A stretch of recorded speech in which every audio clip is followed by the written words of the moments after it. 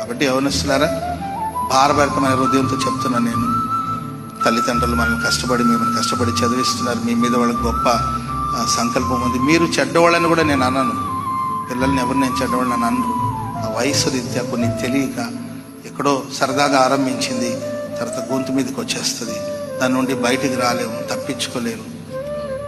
ఆ తర్వాత దాంట్లోనే కూరుకుపోయి ఆ తర్వాత మారి బయటకు వద్దామన్న బ్లాక్మెయిలింగ్, భయపెట్టి ఫోటోలు చూపించి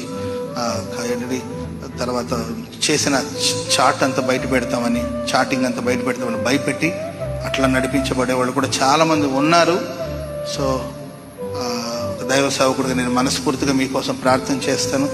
అలాంటి అపవిత్రతకు అప్పజెప్పుకోదు. ఒకవేళ అలాంటి పరిస్థితులు ఉంటే ఏవి భయపడద్దు, ధైర్యంగా ఆ సమస్య నుండి బయటికి రండి. ప్రభు మీకు సహాయం చేయనుగాక. ఒకవేళ ఇప్పటికే దాంట్లో కూరుకుపోయారనుకోండి, భయపడాల్సిన అవసరం లేదు. ఇది ఒక చక్కని సదావకాశం. దాని నుండి వెలుపలికి రండి, ప్రార్థన చేసుకోండి, దేవుని సహాయాన్ని అందుకోండి.